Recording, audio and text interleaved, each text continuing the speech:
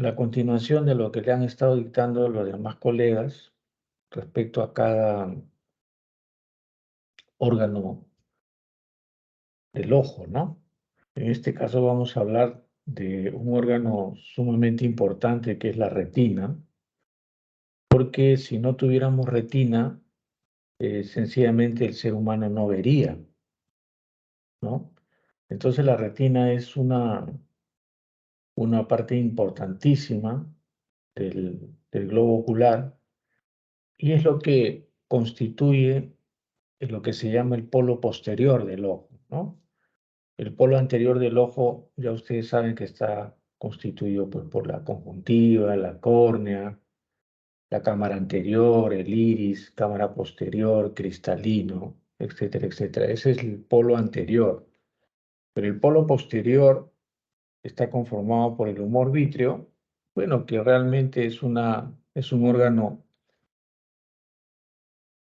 conformado por 99% agua, el resto es ácido hialurónico, y es un órgano de color transparente, ¿no? Entonces, por eso es que podemos ver la retina, como ven aquí en la foto.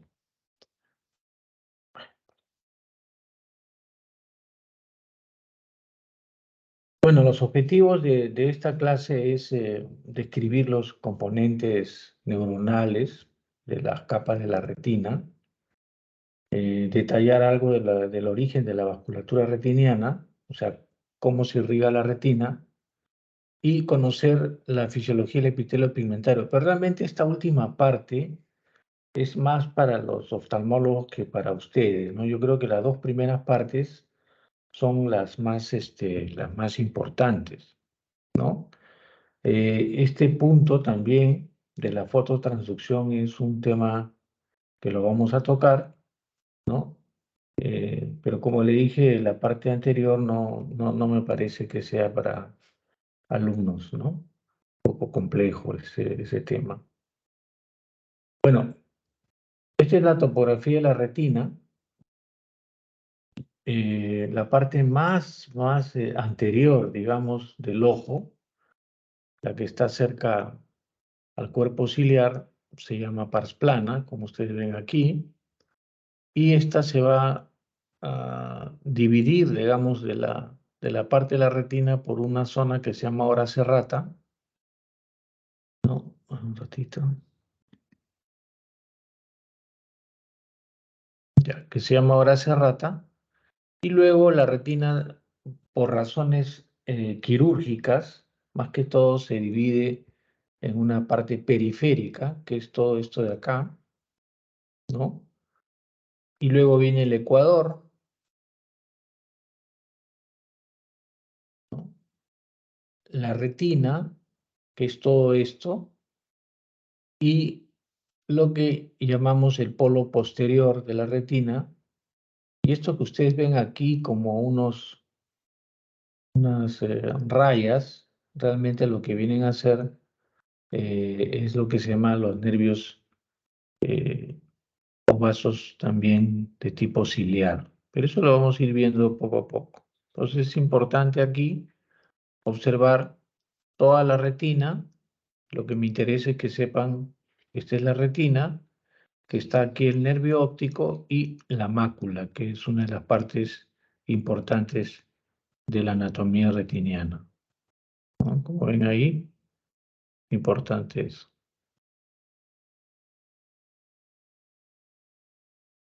Bueno, cuando uno hace un fondo de ojo, eh, cuando hablamos de ojo izquierdo, siempre van a ver el nervio óptico hacia su mano izquierda. Entonces, sí pueden identificar las fotos. Si se les presentara en algún momento, si este nervio óptico está hacia la mano derecha de ustedes, es el ojo derecho. Si está a la mano izquierda, es el ojo izquierdo. Eso me refiero cuando les presentan fotos. O sea, que este es el ojo izquierdo. Y aquí vamos a tener las partes que les marqué del polo posterior. Pero lo más importante en este polo posterior, que es lo que me interesa que ustedes conozcan, es esta parte central muy pequeñita que se llama fóvea. Digamos que es la zona más sutil donde se encuentra la mayor cantidad de fotorreceptores para poder ver los rostros, los colores finos, eh, todo lo que es, digamos, lectura está comprometida en esta zona que se llama fóvea. La fóvea mide más o menos 1,5 milímetros, ¿no? Que si ustedes se dan cuenta, esto que está acá, ¿no? Es casi parecido al tamaño del disco óptico. El disco óptico efectivamente mide 1,5 milímetros o 1500 micras, ¿no? Entonces el tamaño es parecido al del disco óptico. Luego tenemos lo que se llama la parafobia que le llaman, que es una distancia de 0,5 milímetros, pero realmente eso no es muy importante en este momento. Está la papila óptica, ¿no?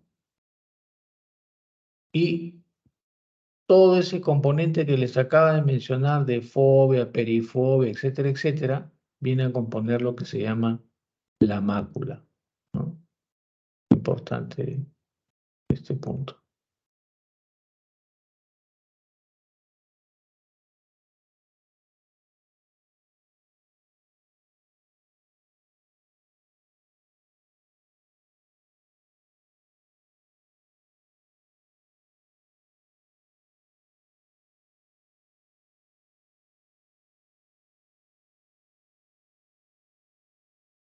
Ahí está más claro el concepto, la fobia, la mácula, ¿no?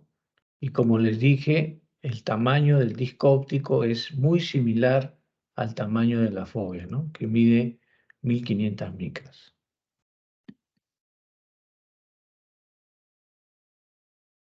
Bueno, esta es la histología de la retina. Ustedes saben que la retina tiene 10 capas. Esta es una correlación entre un corte histológico y aquí una gráfica, ¿no? Es un poco complejo, digamos, porque ni yo mismo me acuerdo de las 10 capas, pero en este caso sí hay datos que son importantes que hay que tener en cuenta. Primero, el epitelio pigmentario de la retina que está en la parte más externa de la retina, la coroides, que viene a ser un conjunto de vasos que van a alimentar, digamos, al epitelio pigmentario, y incrustados al epitelio pigmentado van a venir los fotorreceptores, que es lo que yo quiero que recuerden, que los fotorreceptores están conformados por conos y por bastones. Eso quiero que quede muy claro, ¿ya? Poco a poco, avanzando en la clase, vamos a ir explicando cada capa de la retina, pero en este momento lo que me interesa es que ustedes tengan el concepto que los fotorreceptores están conformados por conos y bastones. Ahora, ¿cómo se transmite el impulso nervioso? Eso también es importante. Aquí, por ejemplo, el cono o fotorreceptor va a estar unido a una célula bipolar, como ven de este color morado, y esta célula bipolar se va a unir a una célula ganglionar que al final van a formar lo que se llama la capa de fibras nerviosas y estos van a dar lugar al nervio óptico. Entonces el nervio óptico va a estar conformado por células o lo que llamamos nosotros fibras nerviosas ganglionares, ¿no? Entonces esta relación, la comunicación del estímulo luminoso, va a ir de parte de los fotorreceptores unido a las células bipolares y estas a su vez a las células ganglionares. Bueno, el epitelio pigmentario les dije que no íbamos a hablar de eso porque realmente es poco complejo, pero para que tengan una idea, el epitelio pigmentario es una célula como cualquiera que va a tener pues su núcleo, ¿no? Va a tener su mitocondria y va a estar alimentada por lo que se llaman los vasos coroideos, ¿no? Estos son los que van a alimentar al epitelio pigmentario y por lo tanto a la retina. Esta es una membrana que se llama membrana de Bruch que va de alguna manera a separar el epitelio pigmentario de la coroides.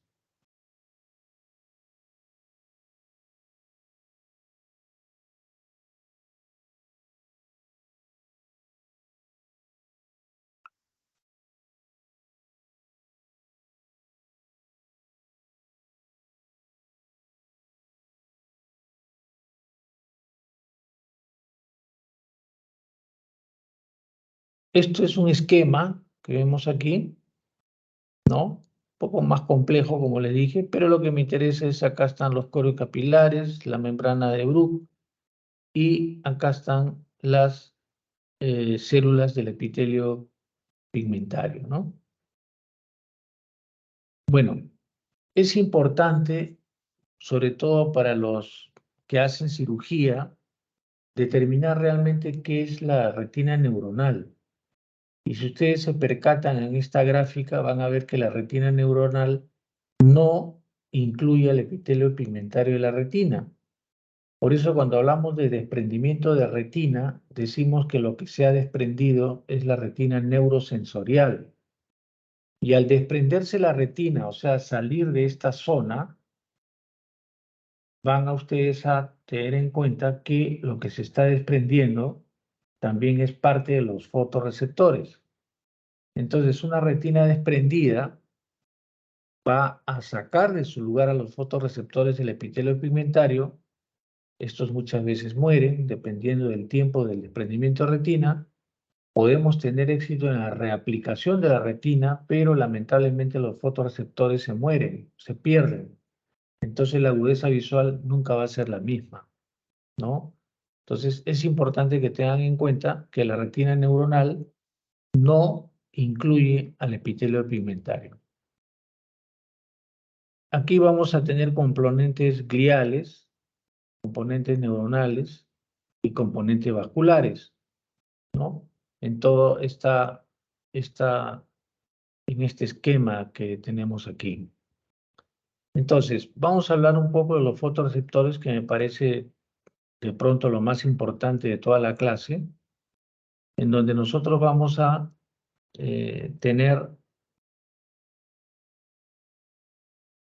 esta gráfica de acá que les mostré, que les dije que está conformado por conos y por bastón. Entonces aquí tenemos, por ejemplo, lo que es un cono, y esto de aquí que es un bastón, y esto es la zona del epitelio pigmentario, ¿no? Entonces, entre el cono y el bastón también son células, como cualquier célula, pero son células obviamente modificadas. Entonces va a tener su núcleo, van a tener sus mitocondrias, todas, y esta zona que le llaman una zona de discos que se forman para poder ingresar al epitelio pigmentario de la retina. Bueno, acá el fotorreceptor lo dividen en la capa externa, un segmento externo, un segmento interno y un segmento externo que es la capa nuclear externa que le llaman, y la capa plexiforme externa. O sea, para que ustedes vean todo lo que ocupa, y acá está la gráfica, lo pueden ver, la parte limitante interna, la capa nuclear externa, la capa plexiforme externa, todo lo que, las capas que incluyen solamente los fotorreceptores, para que ustedes tengan una idea de lo largo que es esta, esta capa, ¿no?, de fotorreceptores.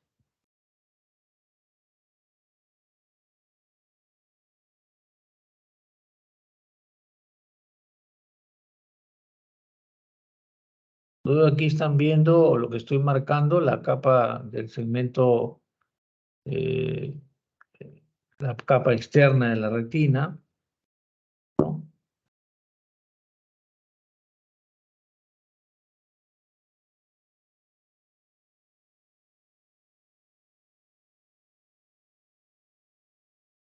Es para marcar todo lo que corresponde a esta capa de fotorreceptores,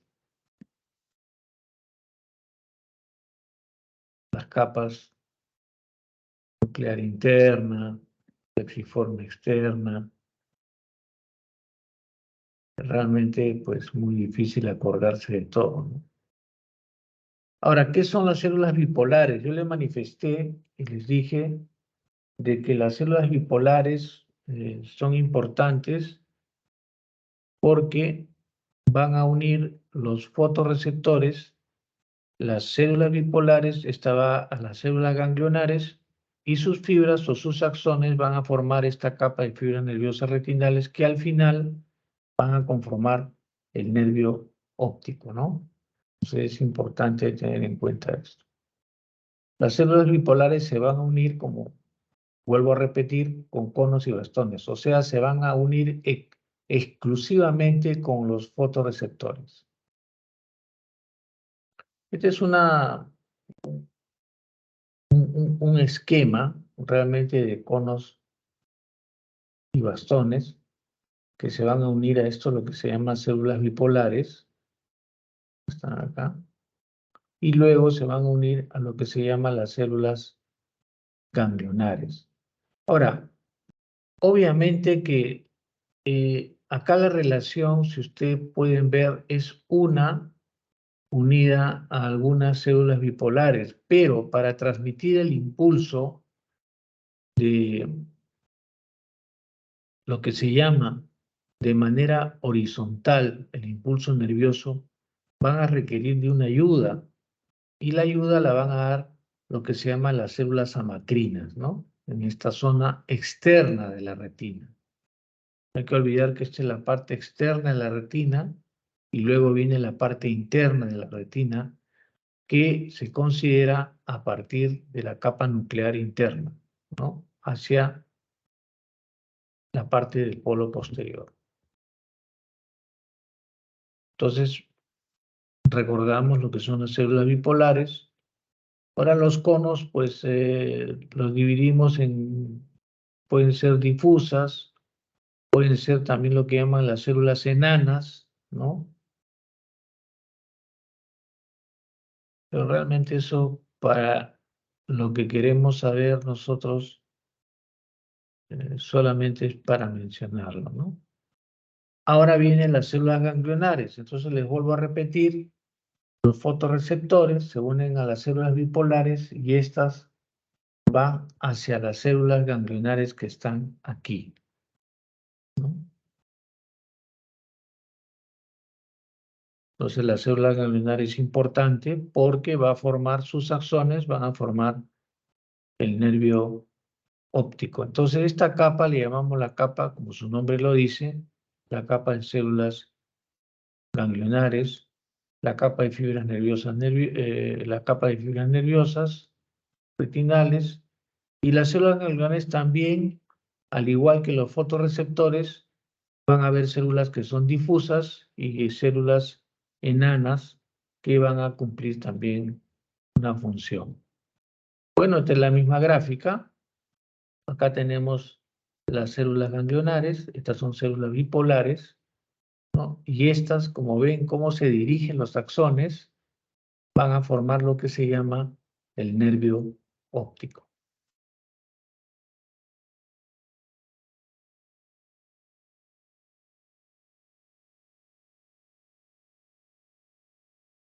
Ahora acá vamos a tocar ya un tema de lo que son las neuronas de asociación, ¿no? Que es lo que yo más o menos les había adelantado, porque obviamente la pregunta que uno se hace es, el estímulo luminoso que ingresa al ojo, ¿cómo se distribuye a través de toda la retina, ¿no? Porque lo que les he mostrado son esquemas para tener una idea, ¿no? Primero, cómo es que el estímulo luminoso llega al ojo, quién lo recepciona y cómo se va comunicando, ¿no?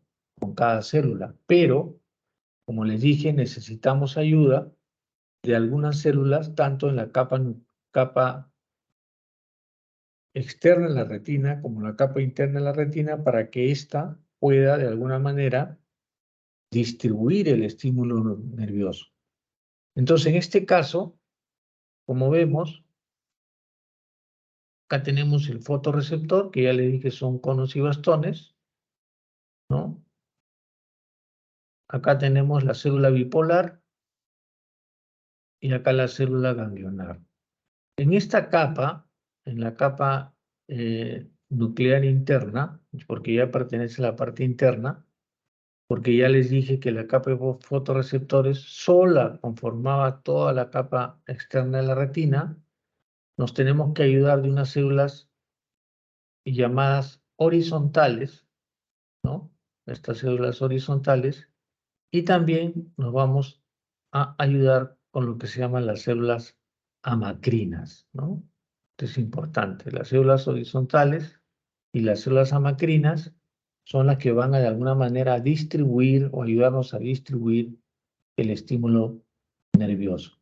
Ahora yo les pregunto, esta es una célula que no la hemos tomado en cuenta hasta el momento, pero juega un papel importante en la histología de la retina, que son las fibras de Müller, bueno, que se considera la glía, ¿no? Las células de Müller. Entonces yo les preguntaría, en el cuerpo humano, ¿cuál es el tejido que actúa como sostén de los órganos que tenemos internamente?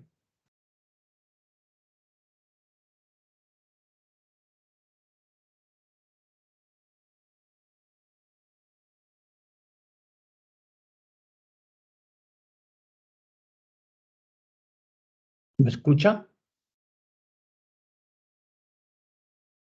Sí se le escucha, doctor. Sí, ¿cuál es el tejido que en el cuerpo humano hace esa función? Es decir, mantener los órganos en su sitio, si no los tendríamos pues todo, digamos, sin control dentro del cuerpo humano, ¿no?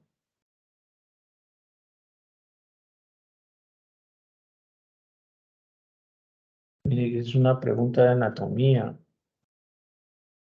¿Ese es el epiplon, doctor? ¿Perdón? ¿El epiplon? Ay, no te escucho. Le decía, ¿ahora me escucha, doctor? Sí, ahora sí. Le decía si es el epiplon. No, no, no. El epiplon es una parte en la zona del abdomen, pero yo me refiero a todo el cuerpo humano. Existe un tejido que ustedes han tenido que estudiar que tiene una función de mantener los órganos en su lugar, ¿no? Doctor, ¿el tejido mesenquimal? Bueno, es una parte, pero eso es parte de un todo, ¿no? ¿Cómo se llama ese tejido? Tejido conectivo, doctor, conjuntivo. Correcto. Es el tejido conectivo, el que nos va a ayudar a mantener los órganos en su sitio. Entonces, acá lo mismo, ¿no? En la retina, las células de Müller son las que van a, de alguna manera, a jugar ese papel del tejido conectivo en el cuerpo humano. ¿Para qué? Para mantener todas estas células que les estoy explicando en su lugar y puedan fisiológicamente actuar frente al estímulo luminoso. Si no hubiera células de Müller, todo esto sería pues un desorden. Es muy difícil sin tejido conectivo, o mejor dicho, en la retina, en las células de Müller, mantener todo lo que estamos estudiando. Bueno, acá las capas de la retina ya sabemos que son 10, pero bueno, vamos a ir recordando. Es muy difícil pues que nos acordemos de todo, como le digo, ni yo mismo me acuerdo, porque muchas veces nos limitamos a la patología de una zona, ¿no? Pero en este caso siempre vamos a ir de la retina externa hacia la retina interna. Cuando me refiero a la retina interna es la parte que les mostré en la primera foto, ¿no? Donde está el nervio óptico. Esa es la retina interna. Entonces, solamente quiero que sepan que la retina tiene 10 capas. Y de esas 10 capas, las capas que son, digamos, más importantes es la capa del epitelio pigmentario de la retina, la capa de los fotorreceptores, la capa donde se encuentran las células bipolares y la capa donde se encuentran las células ganglionares, ¿no? Entonces acá está esta capa de células ganglionares, como la está definiendo muy bien aquí, la gráfica, ¿no? El epitelio pigmentario, la capa de fotorreceptores, como les mencioné acá, capa nuclear externa, la capa plexiforme externa, porque es como un plexo, porque van a haber varias células que se van a unir aquí. Estas son las células horizontales. No se ve muy bien, pero está de color amarillo, para que ustedes puedan más o menos tener una idea de las capas de la retina. Aquí en esta gráfica es muy simpática porque si ven de fondo está la histología, ¿no? Esta es la parte histológica y esta es la parte gráfica que está encima, digamos, de esta gráfica que tenemos aquí. Este es un tejido, un corte histológico, donde también podemos ver la capa del epitelio pigmentario y la retina, la capa de fotorreceptores. Todo está dividido en esta histología de la retina. Acá ven la capa de células ganglionares, la capa de fibras nerviosas, que es lo que va a conformar el nervio óptico, y la membrana limitante interna, que es la última capa, ¿no? Que va a conformar las 10 capas de la retina. Ahora, en esta gráfica que ustedes ven aquí, de color verde, es lo que le llaman la membrana limitante externa, ¿no? Hay una membrana limitante externa, realmente es lo que ven acá, ¿no? Pero desde el punto de vista quirúrgico no tiene mucha importancia, pero desde el punto de vista anatómico tenemos que mencionarlo. Esta es la parte media, ¿no? Y luego viene la membrana limitante interna que ya les manifesté hace un que está aquí, ¿no? En esta zona. Bueno, ahora vamos a ver un poquito de lo que ya habíamos hablado, que es la mácula lútea, ¿no? Ya habíamos explicado lo que es la fobia, que es del tamaño del disco óptico. Ahora, la mácula es importante porque tiene dos pigmentos. Estos pigmentos se llaman zeaxantina y luteína, ¿no? Son los pigmentos que va a tener la mácula lútea. Luego tenemos la fobia, que ya les había hablado de eso. Y si ustedes ven, su histología es diferente, ¿no? A la histología general de la retina. ¿Por qué? Porque acá justamente hay digamos, un hundimiento de la retina. Por lo tanto, la fobia va a contar solamente con algunas capas. Va a contar con la coroides. Todas las capas están irrigadas por la coroides. Tenemos el epitelio pigmentario de la retina. Tenemos acá la capa de fotorreceptores, ¿no? Acá tenemos la capa nuclear externa, ¿no? Y en esta zona ya prácticamente vamos a entrar a la membrana limitante interna, ¿no? Que está aquí, en esta zona externa de la retina. Entonces, como ustedes se dan cuenta, la fobia, que viene de aquí hasta acá, se llama fobia porque es como un hueco, ¿no? Y luego hay una parte más pequeñita que es la foviola, que es esta que está acá, ¿no? Pero como ven, solamente en la parte de los lados vamos a tener las 10 capas de la retina, pero en la parte central, que es la foviola, no, ¿no? En la parte más exquisita de la retina, porque acá existe gran cantidad de fotorreceptores. Bueno, entonces el tejido, digamos, un corte de un tejido, ¿no? Hablan de la capa de Henle, pero en este momento no tiene como que mucha importancia, ¿no? Esto más que todo es para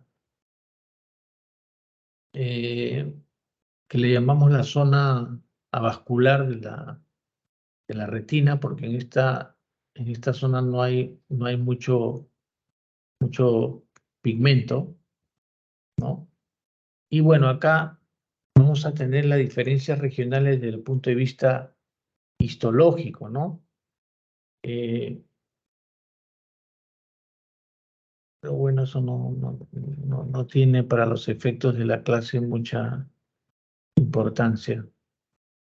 Bueno, cuando hablamos de la glía, como les dije en un inicio,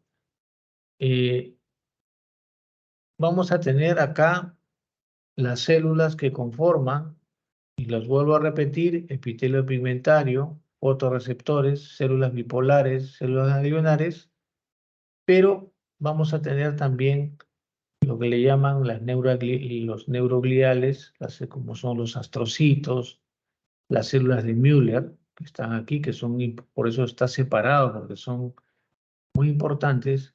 Y lo que tenemos también microscópicamente es la microglia. Entonces, realmente las células de Müller juegan un rol importantísimo, como le dije, porque vienen a ser similar al tejido conectivo de la retina, ¿no? Acá tenemos también los astrocitos y luego los vasos sanguíneos, que la zona que va a rodear a estos vasos sanguíneos no viene a ser más que la microglia, y en la parte externa de estos vasos vamos a tener macrófagos, ¿no? Macrófagos. Pero realmente lo que me interesa es esta zona, esta gráfica que está aquí mostrada. Ahora, dentro de los elementos vasculares, como bien dice el título, la retina posee una doble circulación. Estuvimos hablando constantemente desde que comenzó la clase que la parte interna o la parte externa de la retina va a estar irrigada por lo que se llama los vasos coroideos. Entonces, estos vasos coroideos se van a llamar la capa o lo que se llama la coriocapilar, ¿no? Porque vienen de la coroides. Son los que van a irrigar la retina, tanto a la retina externa como les dije, ¿no? En esta parte, mientras que la retina, esta es la retina externa, como les dije, va a estar irrigado por la coriocapilares, mientras la retina interna va a estar irrigado por los vasos retinianos que vimos que salen del nervio óptico, ¿no? Entonces va a estar fundamentalmente irrigado la capa de células ganglionares, así como la capa nuclear interna, ¿no? Entonces, la retina interna va a estar irrigado por los vasos retinianos, tanto arteria como vena, y la capa externa va a estar irrigado fundamentalmente por la coriocapilares. Bueno, este es un vaso que ya los había mostrado anteriormente, ¿no? Y bueno, el vaso tiene pues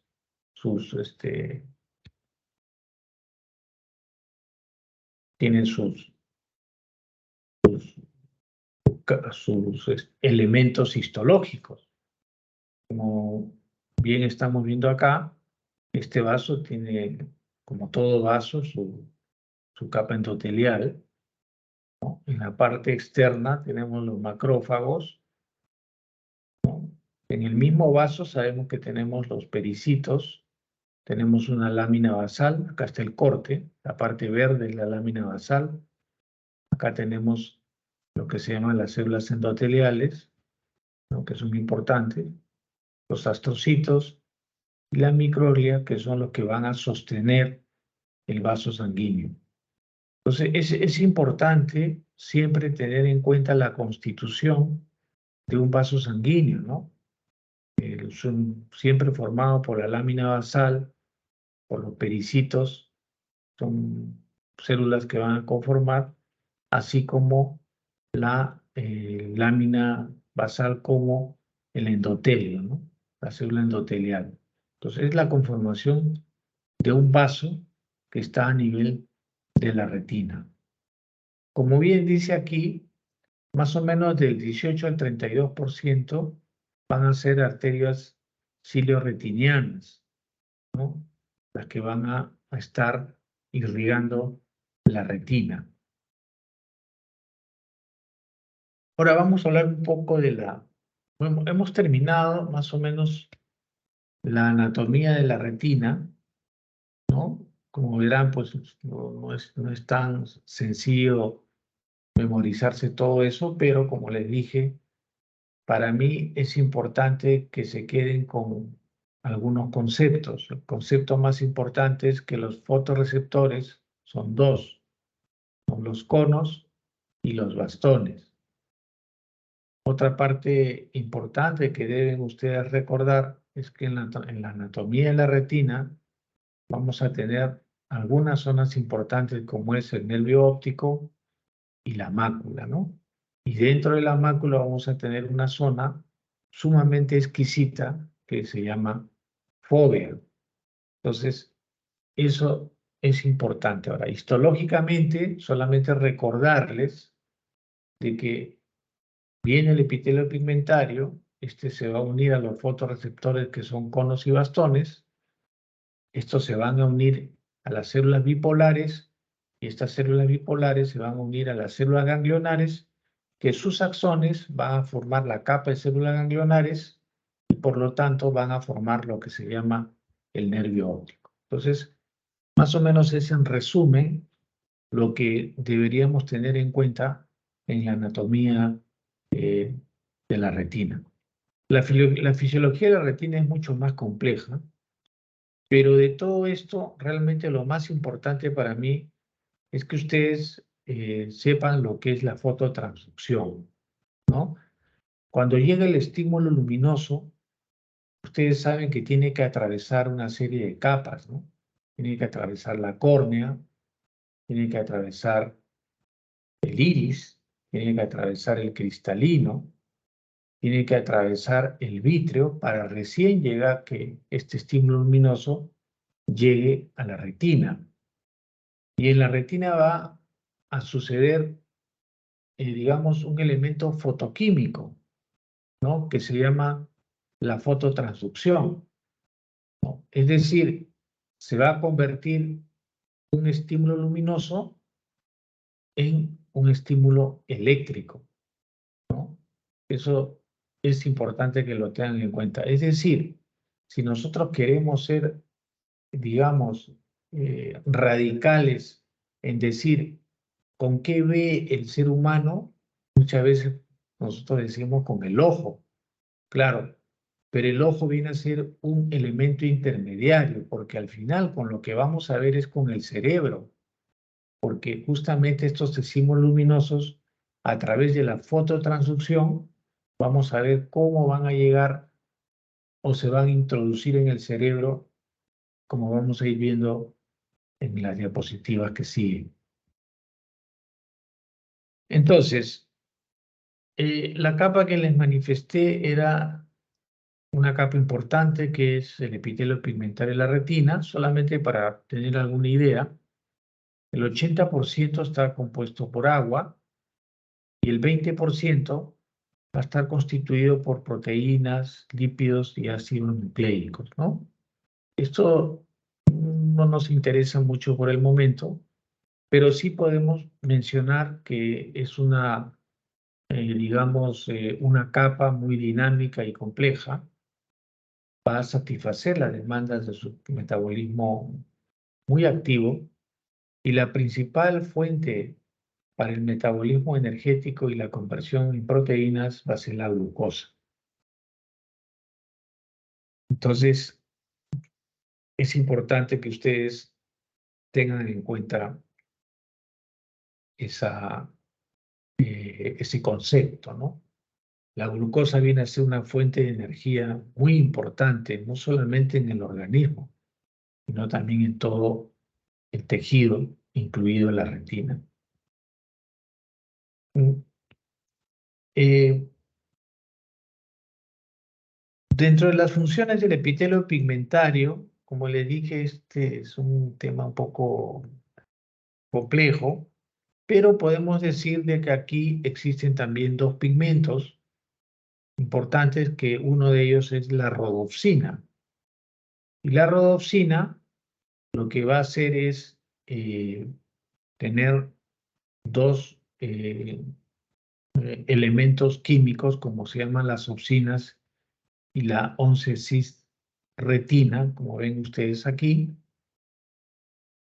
¿no? El epitelio pigmentario, esta es la luz. O sea, es importante que ingrese la luz para que pueda activar este sistema. Y aquí es importante porque el epitelio pigmentario lo que va a hacer es captar, almacenar y movilizar la vitamina A, ¿no?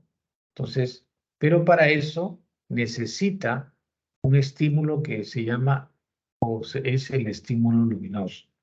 Sin estímulo luminoso es muy difícil que se produzca este círculo que ustedes ven aquí, todo el metabolismo, para poder al final movilizar lo que se llama la vitamina A, que de dónde van a venir, de los vasos, en este caso de la coriocapilares, porque no olvidemos que la coriocapilares es la que va a irrigar la retina externa de la retina, las capas de la retina externa.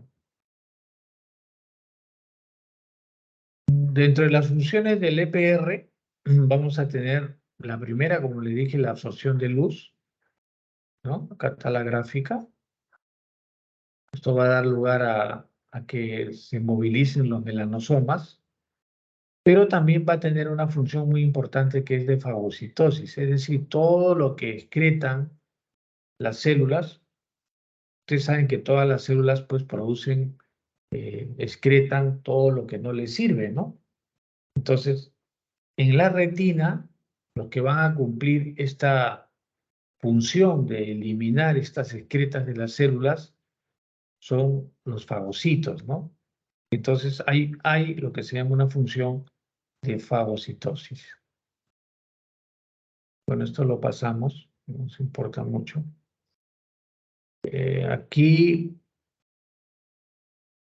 de repente, lo más importante acá de las funciones del epitelio pigmentario es que van a contener este factor que le llaman el PIDF, que es el factor derivado del epitelio pigmentario, así como el VEGF, que sabemos que es un factor de crecimiento endotelial vascular. ¿Por qué? Porque hay algunas enfermedades que van a depender mucho del aumento de estos dos elementos. ¿Cuáles van a ser? Por ejemplo, para ponerles un ejemplo, en el edema macular diabético. En el edema macular diabético, que es tema de la próxima clase, que es el seminario, tienen por favor, desde ahora les voy diciendo, repasar ese seminario que se llama el edema macular. Perdón, el seminario es sobre retinopatía diabética, por favor apúntenlo para que ustedes puedan leer, revisar un poco, porque el seminario es muy importante para mí porque es una, digamos, una interacción entre el docente y los alumnos y todos tienen que estar con la cámara prendida. Entonces, desde ahora les voy avisando que el seminario es con cámara prendida porque es una interrelación de preguntas y respuestas entre el docente y los alumnos. Entonces, para que ustedes vayan teniendo en cuenta, uno de los factores importantes que va a producir el edema macular es el aumento exagerado de lo que se llama este factor de vasoproliferación o factor de crecimiento endotelial. ¿Ya? ¿Y eso dónde está? En el epitelio pigmentario. Eso es lo que secreta el epitelio pigmentario. Esto de acá no nos importa mucho realmente. Ahora, la fototransducción que les decía, ya les había adelantado, es la conversión de la energía luminosa en un impulso eléctrico, ¿no? Es lo que yo les había mencionado. Ese es el concepto de la fototransducción. Por favor, tómenle una foto si quieren a esta diapositiva. porque es importante que tengan ese concepto. La fototransducción no viene a ser más que la conversión de la energía luminosa en un impulso eléctrico, ¿no? ¿Quiénes van a participar en la fototransducción? Definitivamente los fotorreceptores. Entonces tenemos los conos y los bastones. Cada uno tiene sus propiedades, ¿no? Por ejemplo, los bastones van a ser más sensibles, van a ser estimuladas por un solo fotón, ¿no? La respuesta es lenta a la oscuridad y esto no produce buena agudeza visual, por lo tanto produce una agudeza visual baja, ¿no? Los bastones en número van a ser casi 10 a la sexta más veces que los conos. Los conos tienen también un número importante, pero los bastones los supera enormemente en cantidad de células en la retina. Los conos van a ser un poco menos sensibles a dentro de sus funciones. Tiene un rango de intensidad de luz amplio, ¿no? O sea, no es estimulada por un solo fotón. El fotón le llamamos que es la energía, ¿no? La energía luminosa.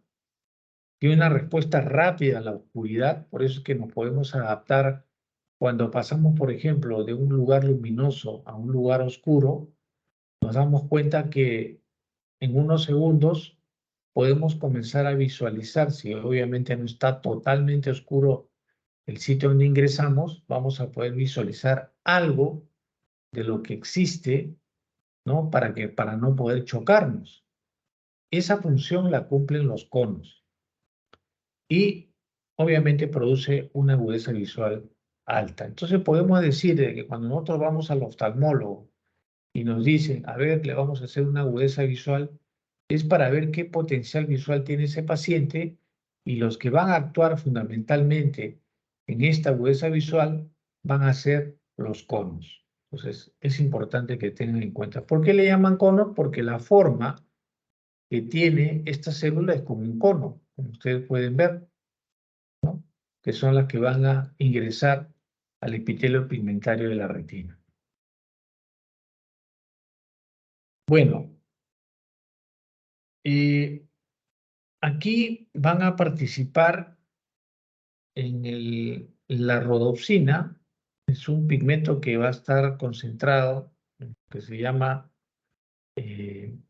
los bastones en este fotorreceptor, ¿no? Y realmente lo que va a hacer son estas funciones, lo que van a cumplir. El pigmento visual de los bastones se va a llamar rodopsina, ¿no? Son receptores para la visión escotópica formada por la opsina y la 11-cis-retila, que ya lo habíamos visto antes en una diapositiva, y lo que va a hacer es captar y amplificar la señal luminosa. Esa es la función de la rodopsina, que va a estar fundamentalmente en el bastón, ¿no? Esto es muy importante que lo tengan en cuenta, porque sobre todo esta última parte va a captar y amplificar el fotón o la señal luminosa.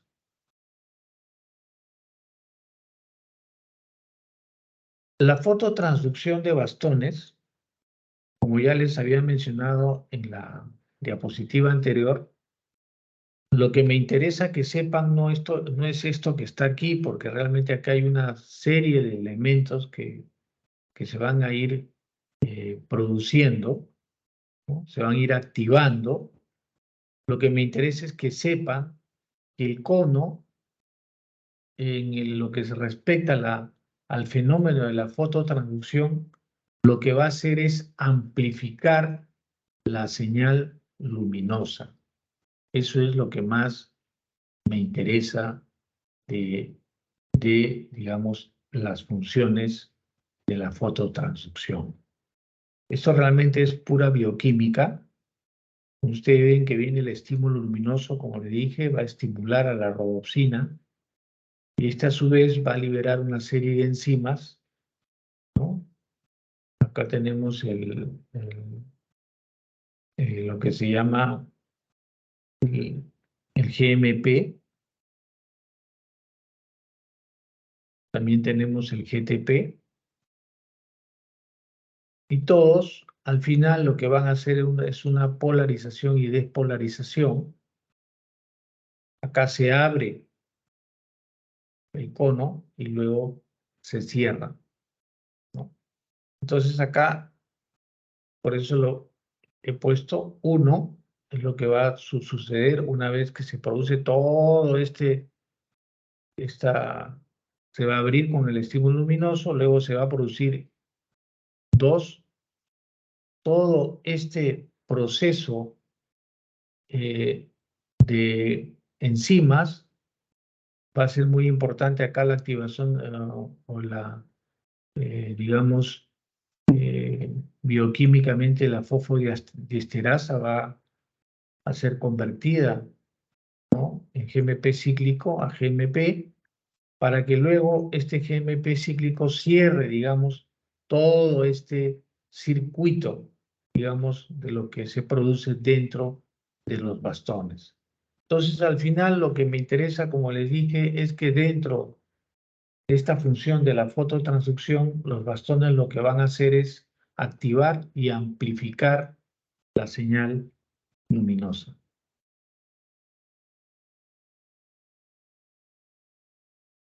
Bueno, este es un resumen, ¿no?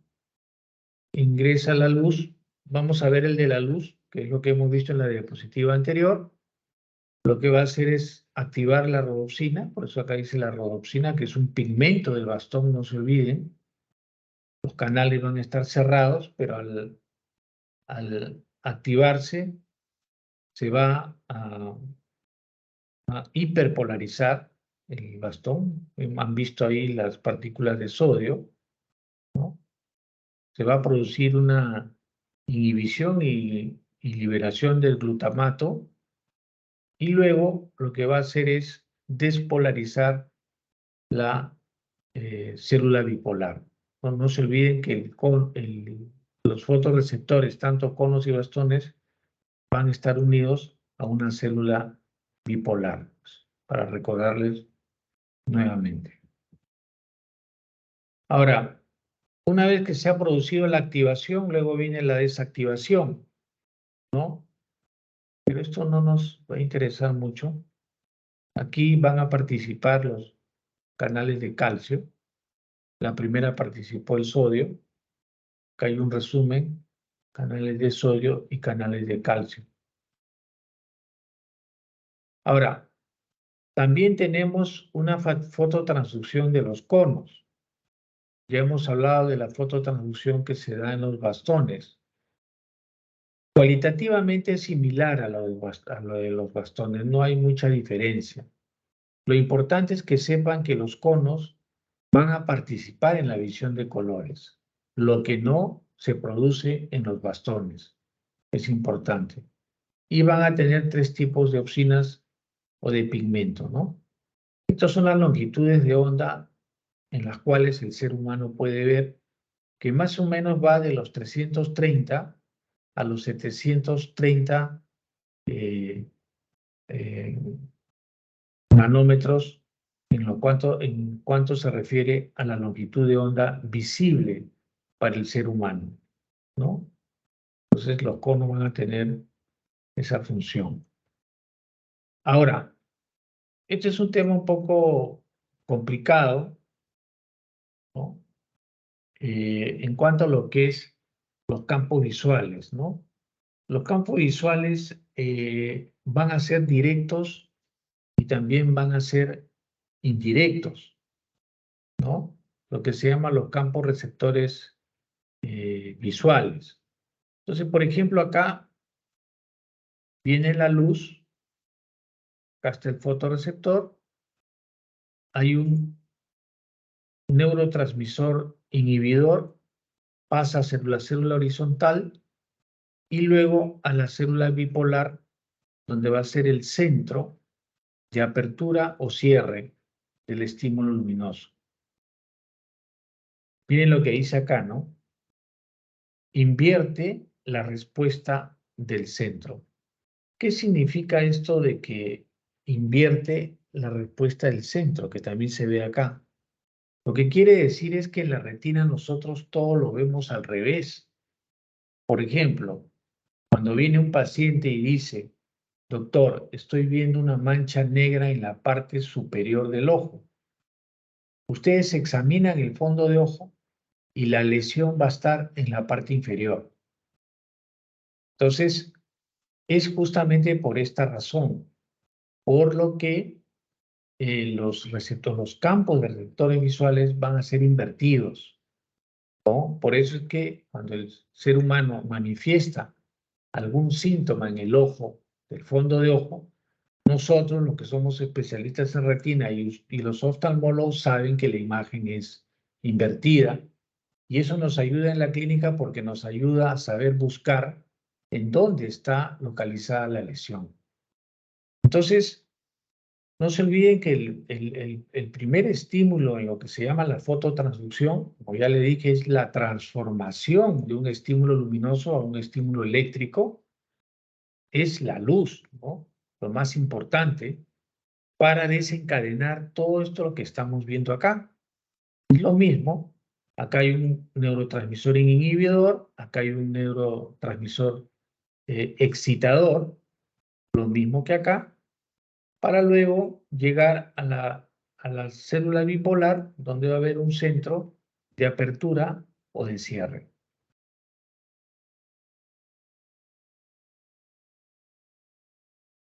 Esto de los campos receptores, vamos a pasarlo, ya les expliqué más o menos.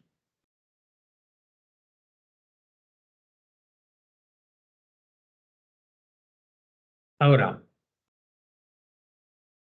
cuando hablamos de los campos receptores visuales, está comprometido una capa de células que yo ya les he hablado, que son las células ganglionares.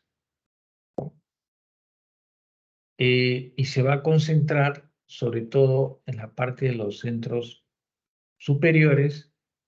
La relación de cono con la célula ganglionar va a ser de 1 a 1. Entonces yo les preguntaría ahorita, en este momento, a ver si más o menos han entendido, en resumen, cómo es la comunicación de las células de la retina, comenzando por el epitelio pigmentario. A ver quién me puede resumir. Solo necesito que me nombren las células que intervienen.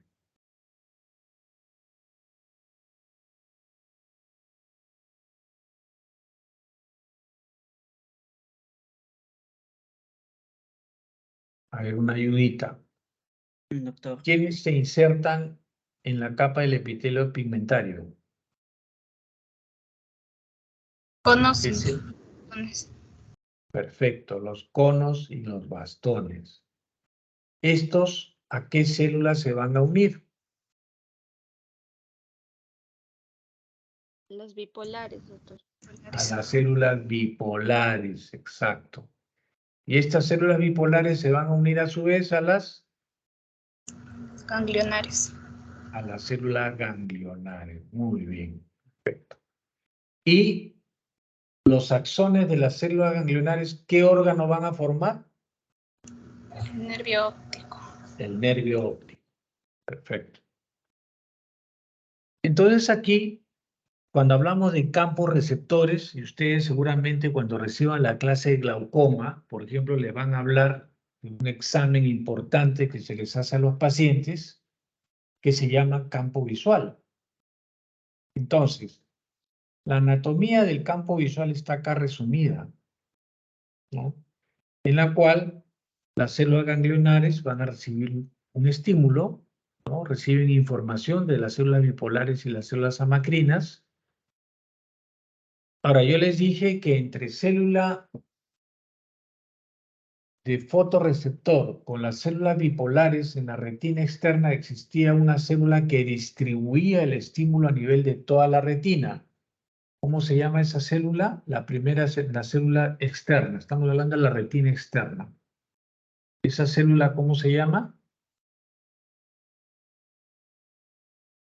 viene el epitelio pigmentario, viene el fotorreceptor, viene la célula bipolar, pero en el intermedio hay unas células que van a distribuir el estímulo luminoso. Esas se llaman células horizontales.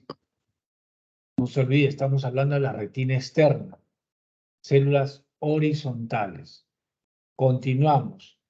Viene luego la célula bipolar y se va a unir a la célula ganglionar.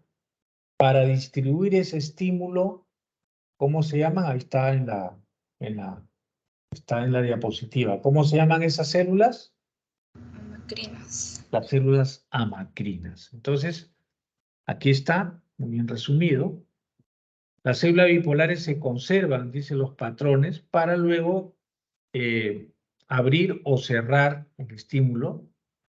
Las células amacrinas van a tener una función en los campos receptores difusos por mezclas de información. Bueno, realmente esta es una gráfica, esta es toda la mácula. Esto creo que ya les he pasado. Entonces, solamente para ustedes vean que la glía está formada por las células de Müller, por los astrocitos, por la microglia, que es lo que va a rodear al vaso sanguíneo. Pero lo que me interesa aquí, por ejemplo, es lo que yo les dije, ¿no?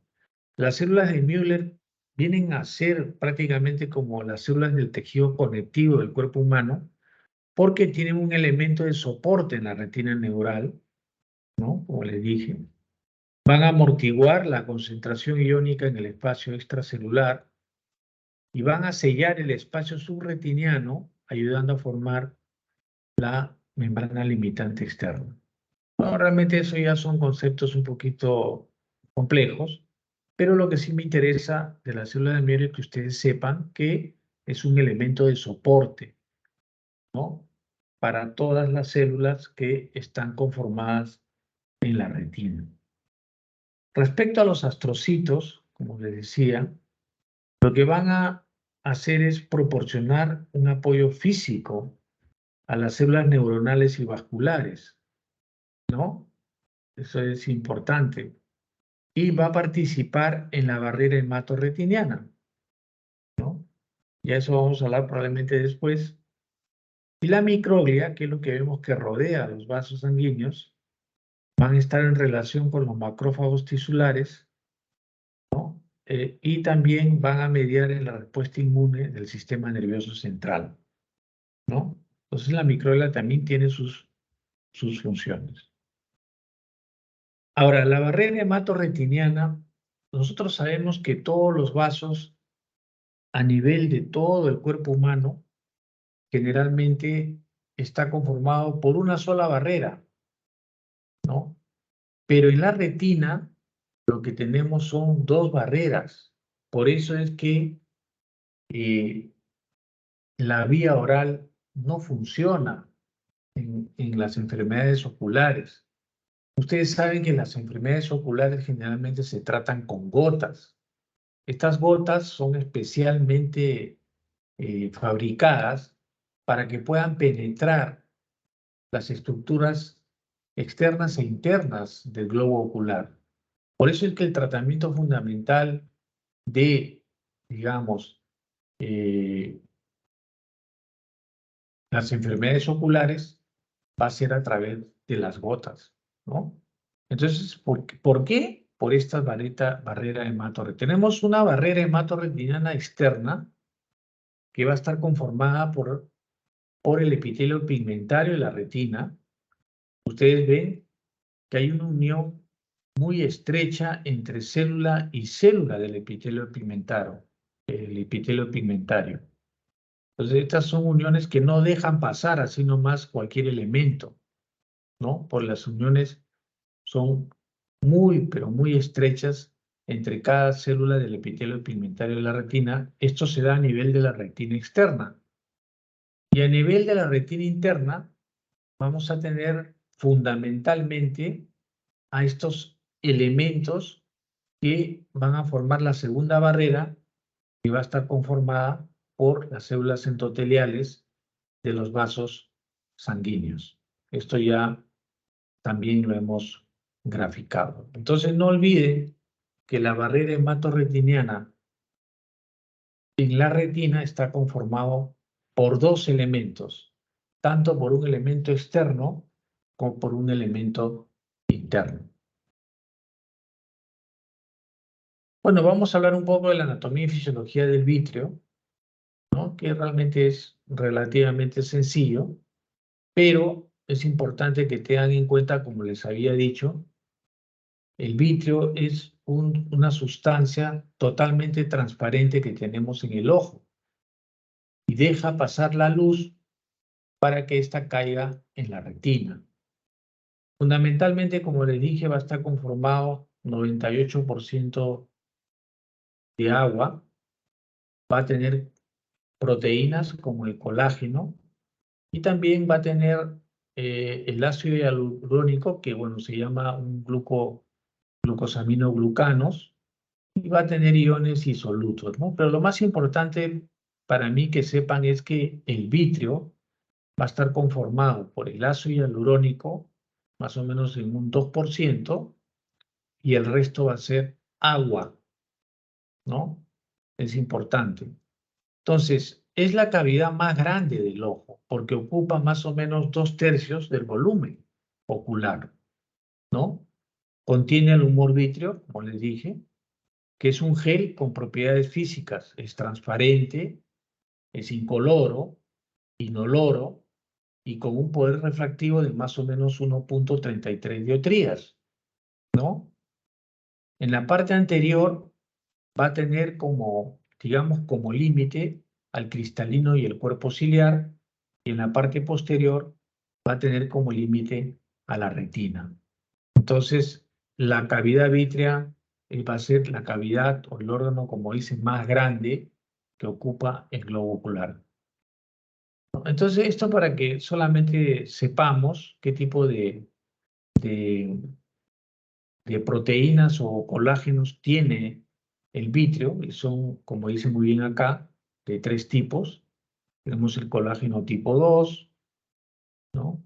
El colágeno tipo 5 o tipo 9, y el colágeno tipo 9 que está en la parte externa. Pero realmente esto no es muy importante. Lo que me interesa saber, o que ustedes sepan, es que el vítreo está conformado por agua en un 98%, un 2% va a estar conformado por ácido hialurónico y por colágeno. Eso es lo que me interesa que ustedes aprendan respecto a la cavidad vítrea. Acá está una fotografía importante. Pueden ver fácilmente que la cavidad vítrea es la cavidad más grande de todo lo que es el globo ocular. Como les decía, en la parte anterior va a estar relacionada con el polo posterior del cristalino, así como el cuerpo ciliar, que ustedes saben que es el iris, y en la parte posterior va a estar limitada por todo lo que es la retina. Obviamente que acá hay varios elementos o puntos de unión. Esto es importante sobre todo cuando uno habla de retina quirúrgica, ¿no? Porque hay que saber en qué zonas esto está más, digamos, adherido. Y una de ellas es la hora serrata, que conforma la base del vítreo. También va a estar muy inserto a nivel del nervio óptico y a nivel de los vasos externos que salen del nervio óptico, ¿no? Y también la mácula. Estas son las zonas donde van a estar mayor, digamos, insertado o adherido, mejor dicho, creo que es la palabra más correcta, la adhesión que tiene el vítreo sobre la retina. Cuando se desprende la retina, generalmente lo que se produce acá es una atracción que produce este humor vítreo a nivel de la retina periférica, y por eso la rompe y se produce un desprendimiento de retina, ¿no? Entonces, más que todo, desde el punto de vista quirúrgico es lo que nos interesa, ¿no? Está adherido a la hora serrata, o sea, la retina periférica, va a estar muy adherido al nervio óptico, a la mácula y los vasos retinianos, ¿no? Bueno, esto es para que ustedes tengan una idea de lo que es la anatomía del humor vítreo. Está conformado por porciones, por tractos, pero realmente porque no tiene mucha importancia en este momento. Lo que me interesa saber es lo que yo les he mencionado. Obviamente acá va a haber una corteza vítrea que está en la parte externa y va a contener unas células que se llaman hialocitos, ¿no? Luego viene una zona intermedia, ¿no? Un canal central, que ustedes ven aquí, que está comunicado directamente el cristalino con el nervio óptico, y lo que llamamos tractos, ¿no? Los tractos, retiniano, mediano, hialoideo, etcétera, etcétera. ¿Cuáles son las funciones del vítreo? O sea, el vítreo tiene sus funciones. Por ejemplo, una de las funciones importantes del vítreo es la vía para el movimiento de sustancias dentro del ojo, ¿no? Actúa como un amortiguador protegiendo la retina, por ejemplo, un trauma ocular, un golpe, de pronto de no tanta intensidad, este vítreo se va primero a cortar y luego se elonga. Ahora, dependiendo de la velocidad de elongación del vítreo, también va a depender las lesiones que puede producir un trauma ocular, ¿no? Pero de todas maneras sirve como un amortiguador para proteger la retina. Va a transmitir y va a refractar la luz, ayudando a enfocar los rayos en la retina. Entonces, estas son las funciones del humor vítreo, que no son para nada despreciables. Tienen una función importante, ¿no? Dentro del el globo ocular. Las conclusiones son: la retina es conformada por el epitelio pigmentado y la retina neural. ¿Se acuerdan que les mostré una gráfica? La retina neural, les dije, no formaba parte del epitelio pigmentado de la retina. ¿Dónde se inicia la retina neural?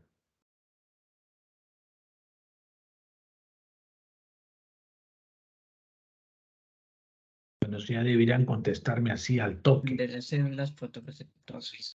Así es, desde los fotorreceptores. Ahí se inicia la retina neural, ¿no? Entonces, no olvidemos, la retina va a estar conformada por el epitelio pigmentario y la retina neural, que van a ser 9 capas, ¿no? Los componentes neuronales, como le dije, acá está escrito, son los fotorreceptores, las células bipolares, las células ganglionares, horizontales y amacrinas, y todos los componentes gliales como son las células de Müller, los astrocitos y la microglia, ¿no? La retina interna, como les dije, va a estar irrigado fundamentalmente por los vasos retinianos grandes, ¿no? Y la retina externa, fundamentalmente por la coriocapilares. Bueno, les dije que el epitelio pigmentario no nos interesa mucho estudiarlo para ustedes sobre todo, pero hago referencia a que ya les había comentado, es un epitelio altamente metabólico. Ya les dije que la energía que usa para, para producirse cualquier tipo de elementos, sobre todo en este segundo punto, que es la conversión. ¿Cómo se llama esto? Fototransducción. La conversión de luz en impulso nervioso es conocido como la fototransducción y está a cargo de los fotorreceptores. La energía, como les dije, que más usa estas células para poder polarizar y despolarizar, aperturar y cerrar, digamos, los estímulos, ¿cómo se llama? ¿Qué elemento químico?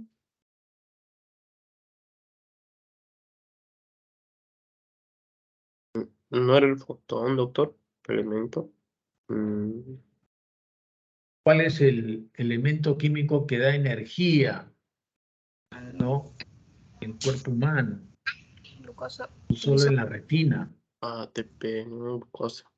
La glucosa. ¿no? Entonces la glucosa no está aquí ausente, al contrario, está muy presente, porque va a servir para todo la función de tanto del epitelio pigmentario como de los fotorreceptores, ¿no? Las otras conclusiones es las células bipolares y ganglionares, que ya ustedes lo tienen ya apuntado, van a participar, como le dije en un inicio, en la transmisión del impulso eléctrico hacia el cerebro para que ésta sea decodificada y analizada. Por eso les dije, al final nosotros vemos con el cerebro. Por ejemplo, hay pacientes que tienen, suponiendo, un trauma o un accidente, sea el que fuere. Cuando se lesionan ciertas estructuras del cerebro, hay pacientes que no ven. ¿Y no ven por qué? Porque probablemente la zona occipital de la retina o los cuerpos geniculados han sido lesionados. Entonces, por más que el paciente salga caminando, no ve. Y no ve porque las lesiones internas que tiene la retina no pueden decodificar y no pueden analizar ese impulso eléctrico que se da a través de la fototransducción. El vítreo, como ya le dije, 98% es agua y 2% está conformado por colágeno y también por el ácido hialurónico. Como ya les dije, las funciones del humor vítreo van a ser favorecer el paso de luz hacia la retina, va a servir como un elemento amortiguador, ¿no? Y también almacena metabolitos, porque no hay que olvidar ya que al estar relacionado con el cristalino, entonces hace que el cristalino se mantenga transparente debido también a este metabolismo que existe entre la parte posterior del cristalino y el humor vítreo. Muy bien, muchachos, esto es todo lo que quería presentarle el día de hoy. Yo sé que es un capítulo un poco pesado, ¿no?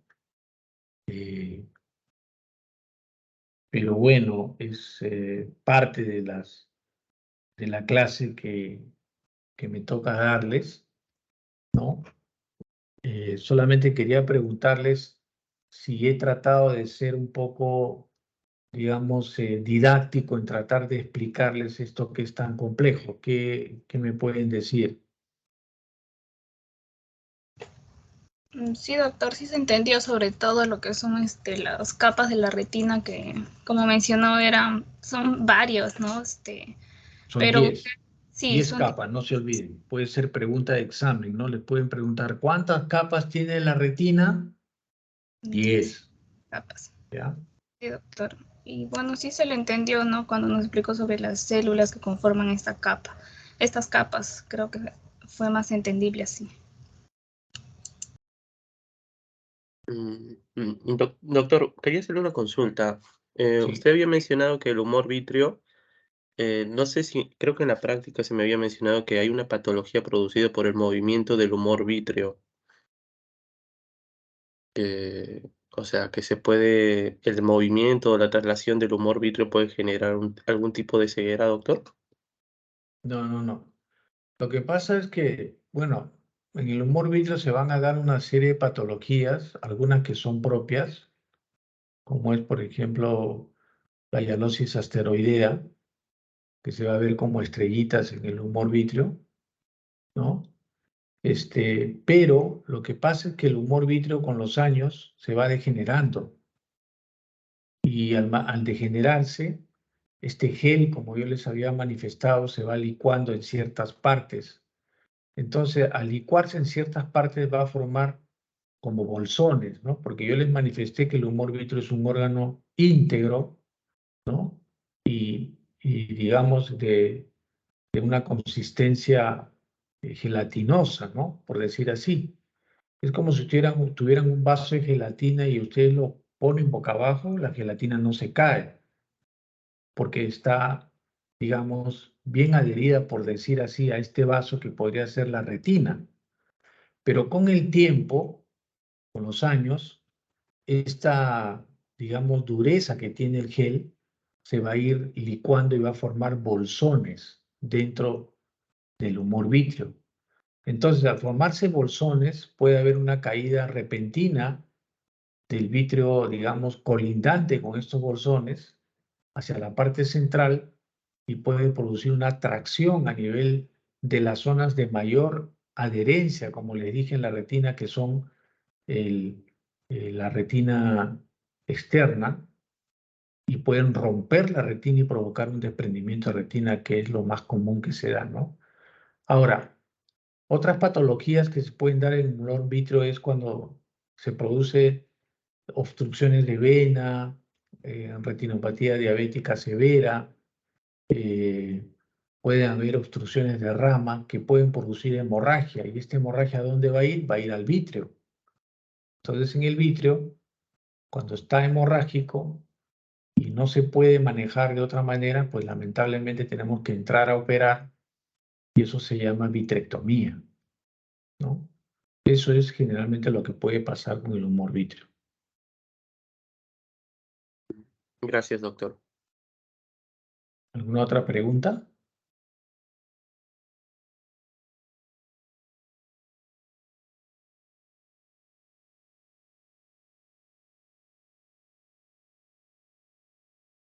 Bueno, miren, escuchen.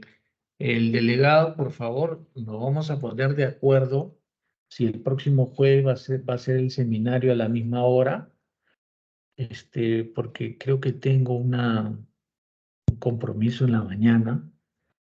Entonces nos ponemos de acuerdo con el delegado para ver si lo podemos hacer de repente un sábado o de repente el viernes en la mañana. Bueno, aunque usted creo que tienen práctica, ¿no? Sí, doctor, sí, no hay problema. Ahora dígame, hay hospitales que todavía no les han permitido el ingreso, me parece. Con respecto a oftalmología, no hay problema. En los tres estamos, en los tres, en las dos clínicas, Clínica La Luz, Clínica Ricardo Palma y el Hospital Rebagliati, estamos yendo con normalidad. Y el Hipólito Unanue, No, el Hipólito Unanue todavía no. ¿y por qué? No, no nos han distribuido a ese hospital, no sé cuál ha sido el tema.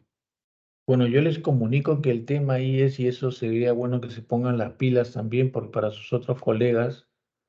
¿Y por qué es esto? Porque tampoco no es bueno recargar de alumnos a las tres sedes, porque el Hipólito Unanue es una sede, lo que pasa que parece que la facultad no ha cumplido con enviar a la dirección de docencia del Hipólito Unanue el permiso respectivo para que ustedes puedan entrar también al Hipólito Unanue, porque el Hipólito Unanue es el que más, eh, digamos, es el campo donde ustedes pueden estar más cerca de la facultad. Yo lamentablemente, bueno, ya no voy a estar en el INO por cuestiones personales, pero bueno, estoy a cargo de la jefatura del curso y también de dos temas que les tengo que dar, pero cualquier cosa, cualquier inquietud, pues se comunican conmigo, me mandan un WhatsApp, yo soy el jefe del curso. Entonces, para ponernos de acuerdo, voy a tratar de hablar con el doctor Kowachikawa a ver qué puede hacer para que esto se acelere, porque creo que a partir del mes de junio, me dijeron, o mayo, va a entrar otra promoción. Entonces, ya no vamos a manejar 9 alumnos, sino 18 alumnos por cada rotación. Entonces, lo que necesitamos son sedes, ¿no? Porque no podemos recargar a los profesores de tantos alumnos y además los hospitales son muy quisquillosos para hacer, no sé por qué realmente ha cambiado eso, muy quisquillosos para que ingresen los alumnos, ¿no? Antes se justificaba